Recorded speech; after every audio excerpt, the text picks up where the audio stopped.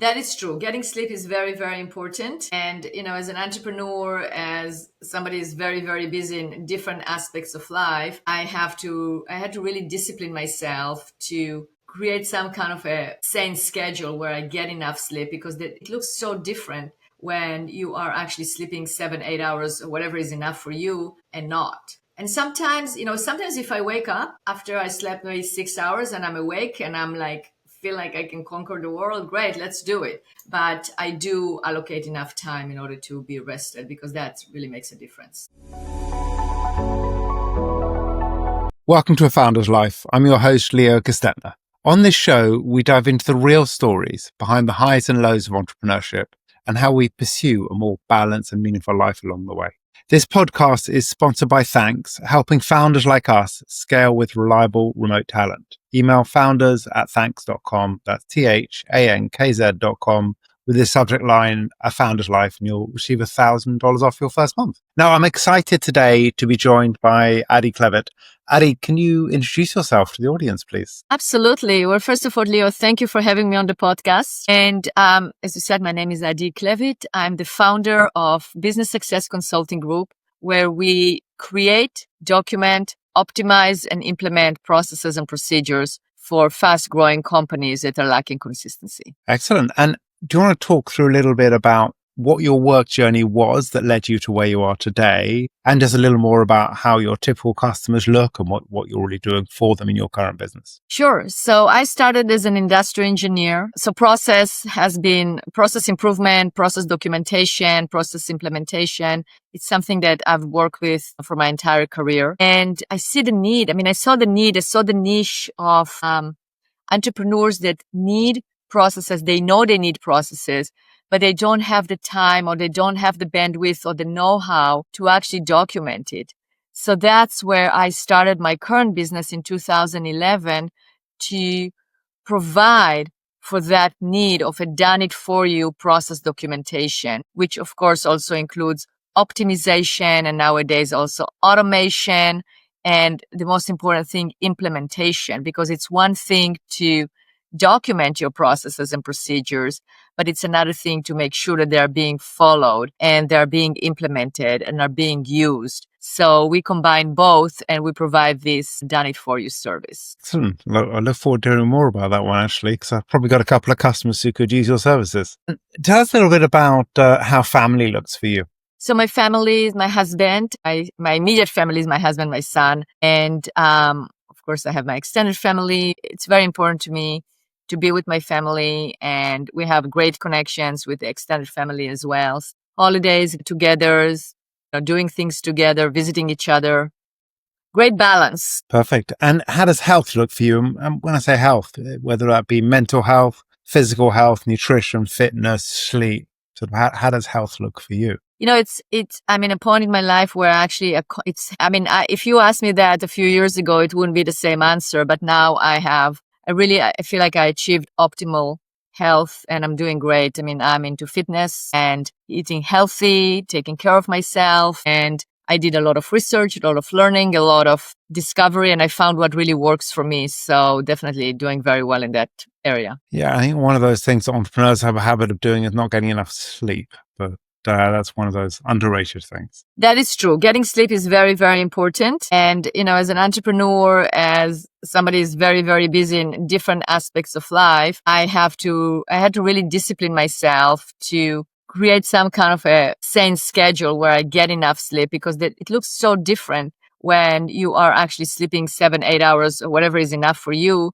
and not. And sometimes if I wake up after I slept maybe 6 hours and I'm awake and I'm like, feel like I can conquer the world, great, let's do it. But I do allocate enough time in order to be rested, because that really makes a difference. You're definitely right. And what do you like to do for fun? I love the outdoors. So I live in Oregon, where going outdoors is amazing. We have the mountains, we have the Columbia River Gorge, we have the coast, the Pacific coast, and try to do something every weekend where we either go somewhere or even around where we live. It's beautiful hiking trails, beautiful place. It's great to be outside. So definitely that's what when I'm active, that's fun for me, but active in a different way than throughout the week or throughout work. So doing something different, but still active. So whenever we take a vacation, my husband and I like also to take a vacation that we do something active in terms of hiking or doing some kind of something that we feel accomplished in terms of not just sitting somewhere. Although that's good too, from time to time, to watch a movie or read a book, but I like that activity. Love that. And what is, for me, I need to move every day. It's absolutely right. Yeah. And for you, how does a balanced life look? And that's sort of that center line of an overall balanced life. A balanced life for me is when I'm happy with my accomplishments and what I'm doing. Meaning, if I want to work 16 hours a day and I feel really accomplished, for me, it's balance. If I want to spend time doing volunteering in the community or helping others or visiting a friend or visiting my family and I can do it, that's for me, it is balance. Balance is not something that needs to be rigid. For me, the way I interpret it, it's like life-work balance. That means that you have to have the same balance is something that you have to have the same. So you have to have the same amount of work, the same amount of something outside of work. But it doesn't necessarily have to be that way. For me, balance means that you are accomplishing what you want to accomplish in the sphere of life, on all areas of life. And that's how I measure it. I'm very intentional in what I'm doing. So if I set a goal and I accomplish that, for me, it's balance. Because when I set a goal to accomplish it. Let's say I have a project to do. If I accomplish it within the amount of time that I decided to accomplish that, well, great. So now I have time for other things. It might be that the other things will be to spend more time with my staff and training them and talking to them. Great. That's a balance. I think it goes out of balance where you feel overworked, overwhelmed, you feel like basically life is controlling you as opposed to you controlling life, or work is controlling you as opposed to you controlling life. So for me, a balanced life is a life where I'm in control.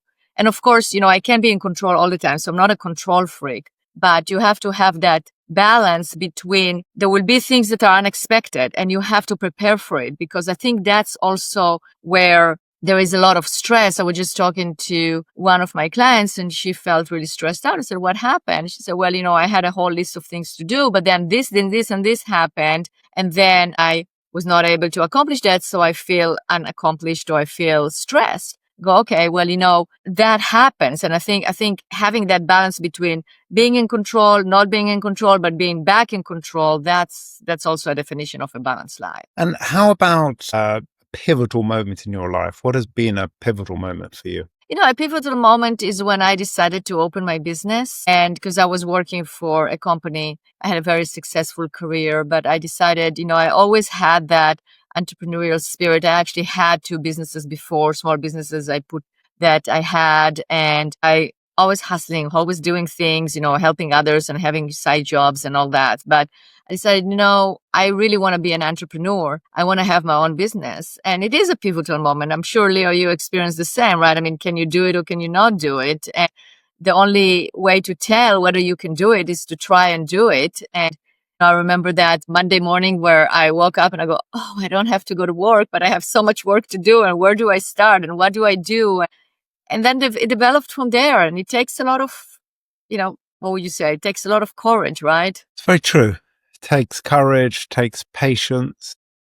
It takes believing in yourself, and it takes the low moments. You have to just take yourself by the scruff of your neck and go, okay, let's do it. You can do it. You can do it. And you have to be your own cheerleader and you have to believe in yourself in order to do that. And that's a journey, because in the beginning, it doesn't happen that way, right? I mean, you have your doubts, you have your things that you don't know, things you have to discover, and I think nowadays it's a little bit even easier because you can talk to your AI and find out like, okay, what's the strategy for that? What's the strategy? There is a lot more of, there can be more data at your fingertips that you can immediately get that even, when I started 13 years ago, you can search, you can read books, but you have to go through the discovery. But even today, you definitely need to go to the discovery and yeah, so that's the moment. And one of my favorite things is, what would be one piece of advice you would give to an aspiring entrepreneur?